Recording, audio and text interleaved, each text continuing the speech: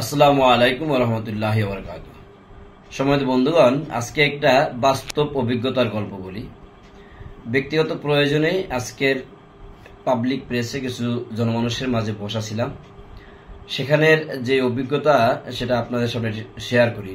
তৃণমূলে গণমানুষের মাঝে, সকল শ্রেণীর মানুষের মাঝে রাজনৈতিক আলোচনার এখন কেন্দ্রবিন্দুতে পরিণত হয়েছে পিআর নির্বাচন। সকল মানুষ একেবারে চায়ের দোকান বলেন, মুদির দোকান বলেন, অটোতে বলেন, বাসে বলেন, যে কোনো জায়গায় রাজনৈতিক আলোচনা আসলেই মানুষের মাঝে এখন পিআরের আলোচনা একেবারে টপিকস আকারে আসতেছে। তো এভাবে আজকে একটা আলোচনায় নিশ্চমে পরিচয়হীন ভাবে বসেছিলাম। মানুষ পাশে বসে রাজনৈতিক আলোচনা করতে করতে এক পর্যায়ে পিআরের আলোচনা আসলো। তো সেখানে কিছুক্ষণ পরে পরিচয় পর্ব যে জানতে পারলাম যে এক ভাই বিএনপির, আর এক ভাই হচ্ছে অন্য অন্য সংগঠনের। তো তারা দুই পক্ষ যে বিষয় নিয়ে তর্ক করলো, সেই টপিক্সের কিছু অংশ আপনাদের কাছে সামনে শেয়ারের জন্য আসতেছি। বিএনপির ভাই বারবার বুঝাবার চেষ্টা করলো যে পিআর সিস্টেম চালু করার মতো সক্ষমতা আমাদের দেশে এখনো হয়নি।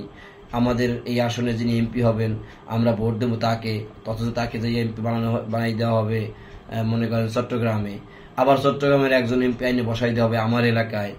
এই সমস্ত কথাবার্তা সে খুব ভাবে বলতেছেন যে এতে তো আমাদের কোনো ফায়দা হবে না।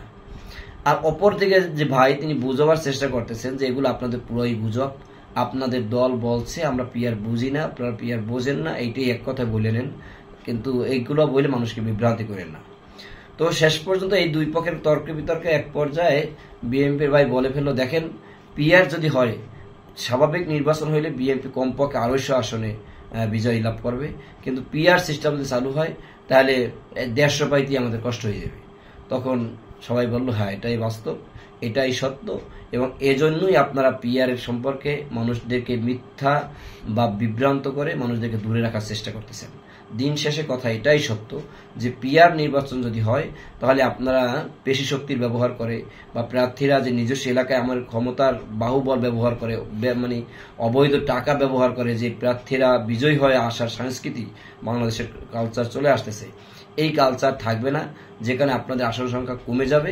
এই ভয়তে মানুষদেরকে মিথ্যা এবং বিভ্রান্ত করা ছাড়া আপনাদের এখন আর কোনো মিশন নেই, আপনারা এটাই করতেছেন। তো সর্বশেষ এটাই আমরা দেখলাম, এটাই বুঝলাম, এবং আসলেই বাংলাদেশের চিত্র এটাই যে বিএনপি বা আমাদের এই বন্ধুরা পিআর সম্পর্কে ভালোই বোঝে, যে বলে যে আমরা পিআর বুঝি না বা জানি না, এটা খায় না, মাথায় দেয়, এগুলো আসলে মিথ্যা কথা বা এটা রাজনৈতিক একটা ধোকা দেওয়া আমার মনে হয়। আসলে পিআর তারা ভালোই বোঝে, বিশ্বের 91টা দেশে পিআর আছে, তাই সেই দেশে পিআর নির্বাচন হয় এবং ভালো ভালো রাষ্ট্রে পিআর নির্বাচন হয়। সুতরাং না বোঝার কিছু নাই। আমাদের দেশের মানুষ এখন সেই অসচেতন না যে তাদেরকে বুঝাইলেও বুঝবে না, বরঞ্চ পিআর না বুঝে মানুষদেরকে বিভ্রান্ত করা, এইটা হচ্ছে ভয়ঙ্কর। আমরা আশা করি সামনের দিনগুলোতে মানুষ আরো ক্লিয়ার হয়ে যাবে, আরো স্বচ্ছ হয়ে যাবে। এই যে ভোট এক জায়গায় দিলে আরেক জায়গায় চলে যাওয়ার এই যে মিথ্যা কালচার কথা, এটা আসলে মিথ্যা, এটা ভুয়া। আসলে আপনি আসন ভিত্তিক প্রত্যেক আসনে প্রত্যেক দলের একজন প্রার্থী তালিকা দেওয়া থাকবে, সুতরাং নির্বাচিত হলে সেই তালিকা অনুযায়ী তাকে নির্বাচিত করা হবে।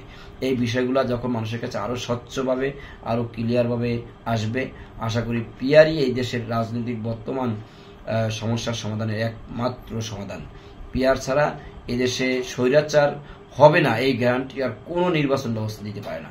সবাইকে ধন্যবাদ। আসসালামু আলাইকুম ওয়া রাহমাতুল্লাহ।